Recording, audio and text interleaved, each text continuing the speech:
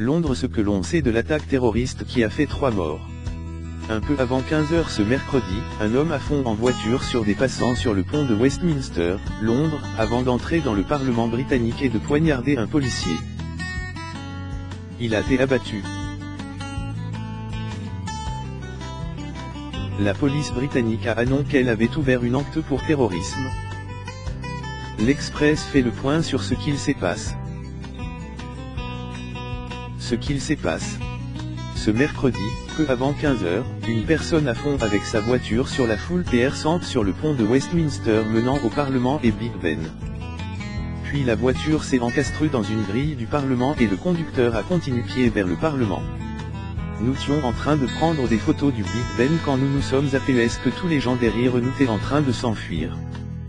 Nous avons alors vu un homme aux traits asiatiques, la quarantaine, tenir un couteau dont la lame faisait PRS de 20 cm, a relaté Jane Wilkinson, une touriste interroguée par Sky News. David Lidington, un porte-parole du Parlement britannique, a indiqué que l'homme est entré dans le bâtiment et a poignardé un policier avant d'être abattu. Plusieurs témoins ont relaté avoir entendu des tirs, on ne sait pas pour le moment s'ils sont le fait de policiers ou de l'assaillant. Le bilan humain.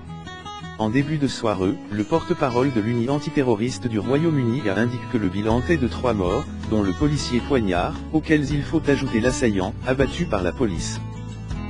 On dénombre au moins 20 blessés. TRS vite à PRS les faits, plusieurs témoins avaient indiqué avoir vu des personnes blessées sur le pont. Un médecin de l'hôpital Saint-Thomas avait rapidement annoncé qu'une femme était décédée des suites de ses blessures. Le service d'ambulance de Londres a affirmé de son côté avoir pris en charge 10 personnes, blessées par la voiture sur le pont de Westminster. Selon le porte-parole du ministre des Affaires étrangères, 3 d'entre eux sont des élèves franais, du lycée Saint-Joseph-Concarneau, en voyage scolaire Londres. 2 d'entre eux sont gravement blessés. Que sait-on du mobile de l'agresseur?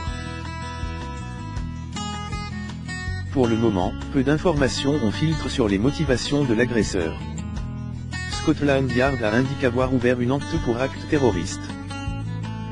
Les députés du Parlement, dont on ignore pour le moment s'ils étaient la cible de l'assaillant, ont été confinés dans le bâtiment pendant plusieurs heures. Il y a eu un bruit sourd. Des cris. De l'agitation.